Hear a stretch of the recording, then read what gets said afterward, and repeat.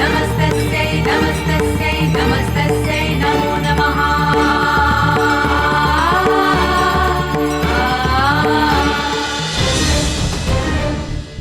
কি হচ্ছে আমি না কিছু বুঝতে পারছি না। মানে এটাকে বিয়ে বলে? কোনো রিচুয়াল মেনটেন করছে না, কিছুই মানছে না। তুমি দেখো, বিয়ের আগে বর কনের মুখও দেখে নিলাম। আমি বুঝতে পারছি না এটা বিয়ে না কোনো ডিল। ডিল তো বটে, নাহলে এই বিয়েতে আমাদের সবার সম্মতি থাকতো। আর রিমঝিমকে এরকম অসহায়ভাবে নিজের সব আনন্দ স্যাক্রিফাইস করতে হতো না।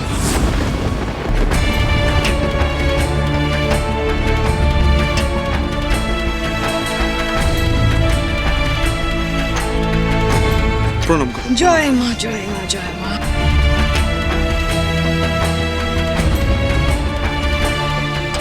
যাক, তাহলে বিষয়টা মায়ের আশীর্বাদ দিয়ে ক্লোজ হলো।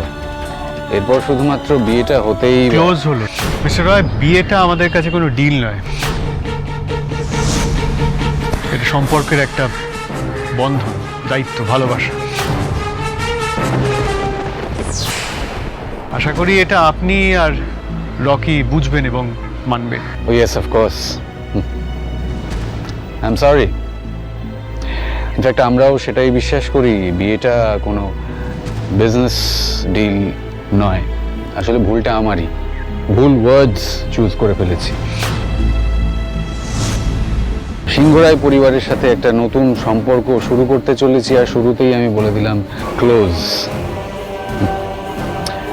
মাই ফল্ট, আই এম সরি।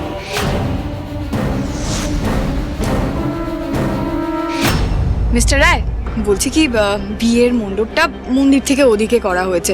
যতক্ষণ আয়োজনটা হচ্ছে এখানেই বসার অ্যারেঞ্জমেন্ট করা হয়েছে পাশে। আপনি আর রকি গিয়ে একটু বসবেন, একটু রেস্ট নেবেন। হ্যাঁ, মানে ওই রিমঝিম ওখানেই থাকুক, আমরা বরং সবাইকে নিয়ে ওদিকটায় যাই। হ্যাঁ, আসো। আসুন।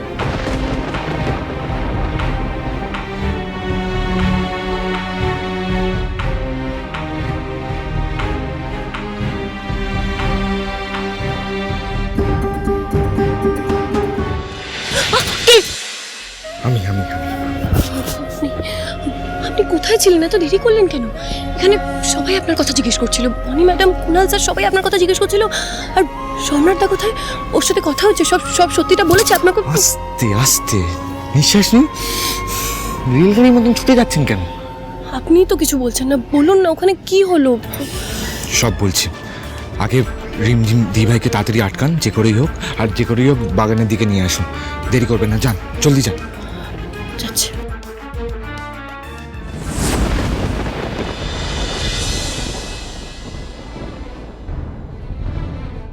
দিভাই, তোমার সাথে একটু কথা ছিল, এখানে সবার সামনে বলতে পারবো না। তুমি একটু কায়দা করে আমার সাথে বেরিয়ে এসো। মিমি, বলছি আমি একটু ওয়াশরুম যাব, গঙ্গাকে নিয়ে যাচ্ছি। যাও।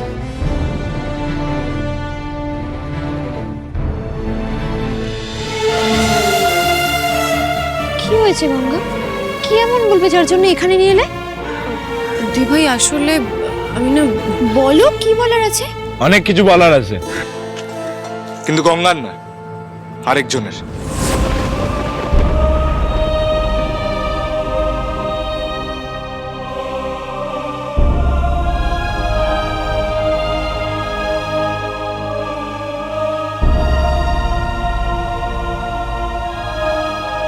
তোমরা কেন ওকে এখানে নিয়ে এসেছো? আয়ুষ, তোকে তো বারবার মানা করেছিলাম যে সম্রাটের সাথে কোনো যোগাযোগ করবি না, তাও তোরা কেন আমার কথা শুনলি না? আর তুমি কোন সাহসে এখানে এসেছো? এটা দেখতে এসেছো যে আমি এই বিয়েটা করতে রাজি হয়ে কতটা খারাপ আছি? দিভাই প্লিজ, একবার সম্রাটদার কথাটা তুমি শুনে নাও। আমি আর কিচ্ছু শুনতে চাই না, এই মানুষটার মুখটাও দেখতে চাই না আমি। তোমরা ওকে নিয়ে যাও, ওকে এখান থেকে নিয়ে যাও। দিভাই, রিমঝিম, রিমঝিম একবার দাঁড়াও। রিমঝিম, আমার কথাটা আজ একবার শুনে নাও। কেন আমি সেদিন বাধ্য হয়ে কথাগুলো বলেছিলাম তার আসল কারণটা একবার জেনে নাও। আর তারপরেও যদি তোমার মনে হয় আমি ভুল করেছি, তুমি যা শাস্তি দেবে আমি মাথা পেতে নেব। দিভাই প্লিজ, সম্রাটদাকে নিজেকে এক্সপ্লেন করার একটা সুযোগ দে প্লিজ। আমি সেদিন যা বলেছিলাম সবটা মিথ্যে বলেছিলাম, কারণ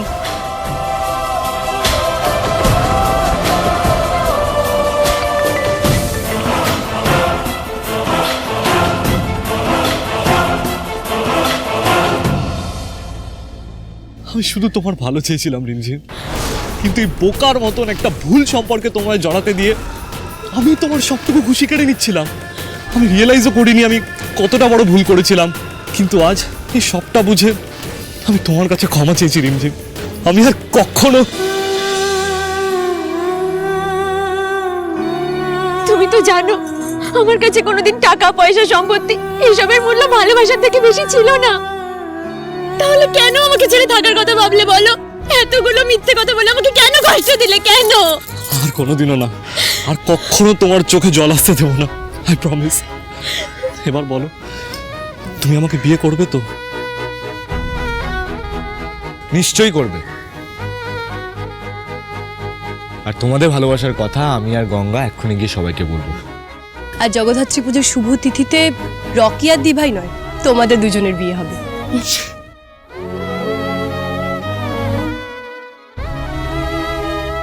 দিভাই, আমি আর আয়ুষ্মান বাবু তোমায় কথা দিচ্ছি, তোমাদের দুজনকে আর কেউ আলাদা করতে পারবে না। কিন্তু গঙ্গা, এখানে সবাই আছে, আর খানিকক্ষণ পরে আমার রকির সাথে বিয়ে হবে। এই অবস্থা আমি কি করে বাবা মিমিকে গিয়ে বলবো যে আমি এই বিয়েটা করবো না? তোমাকে কিচ্ছু বলতে হবে না, আমি বলবো। আমি ওদেরকে গিয়ে সব সত্যিটা আজ বলে দেবো। হ্যাঁ দি ভাই, তুই একদম চিন্তা করিস না। বাবা, বনি, মিমি, কে সবাই তোমাদেরকে সাপোর্ট করবে, দেখে নিস। তোরা যাই করে নে না আয়ুষ, আমি জানি বাবা মিমি কিছুতেই এই বিয়েতে মত দেবে না। আর ওই রুদ্র রায়, ওই লোকটা খুবই খারাপ। ও আমাদের পারিবারিক ব্যবসার এত বড় শত্রু। ও যদি একবার বুঝতে পারে যে আমি রকিকে না সম্রাটকে বিয়ে করতে চাই, তাহলে কে বলতে পারে ও সম্রাটের কোনো একটা বড় ক্ষতি করে দেবে না? আমি তখন কি করব গঙ্গা? না না, আমার মনে হয় আমাদের পালিয়ে যাওয়া উচিত। এই মুহূর্তে এটাই এখন একমাত্র সেফ অপশন। কিন্তু তুমি বুঝতে পারছো না দিভাই, এইভাবে পালিয়ে যাওয়াটা কোনো সলিউশন নয়। আর পালিয়ে পালিয়ে কতদিনই বা থাকবে? আর রুদ্র রায় বা কে? ঈশ্বর নাকি? না তো। দিভাই, মা জগদ্ধাত্রীর আশীর্বাদে তোমরা দুজন আবার এক হয়েছ। তুমি দেখো, মা জগদ্ধাত্রীর আশীর্বাদ যদি তোমাদের মাথার উপর থাকে, তাহলে রুদ্র রায় কেন, পৃথিবীর কোনো শক্তি তোমাদের আলাদা করতে পারবে না। তুমি এখানে অপেক্ষা করো, আমি এক্ষুনি আসছি।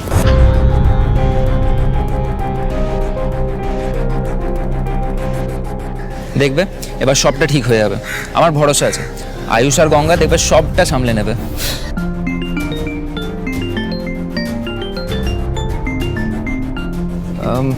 এক মিনিট। হ্যাঁ, হ্যালো। হ্যাঁ হ্যাঁ বলুন।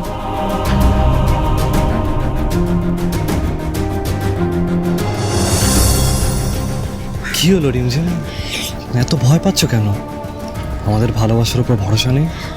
এটা ভরসার প্রশ্ন নয় সম্রাট। আমি জানি এই কথাটা জানাজানি হওয়ার পর একটা বিরাট বড় অশান্তি শুরু হবে। আর আমার ভয় এটাই যে সেই অশান্তির আগুন আমাদের সংসারটা শুরু হওয়ার আগেই সবটা জ্বালিয়ে পুড়িয়ে ছারখান্না করে দেয়। ঠাকুরমশাই, এই বিয়ের কাজ শুরু করতে আর কতক্ষণ সময় বাকি আছে? এই সবই প্রায় হয়ে এসেছে, আর কিছুক্ষণের মধ্যেই লগ্ন পড়ে যাবে। আমি তখন সবাইকে ডেকে নেব। বেশ। আচ্ছা, এই রুক্মিণী কেমন আছে? শুনেছিলাম হাসপাতালে ভর্তি আছে। ওর কি শরীর একেবারেই ভালো নেই? না ঠাকুরমশাই, ভালো নেই। অনেকদিন হলো উনি তো একেবারে হসপিটাল বেডে অচেতন হয়ে পড়েই আছে। দেখবে মা জগদ্ধাত্রী সব ঠিক করে দেবে। আমি তো দেখেছি কত বড় বড় বিপদে উনি তোমাদের কিভাবে রক্ষা করেছেন। এবারেও নিশ্চয়ই তাই করবেন। সবটা উনি ঠিকই করে দেন।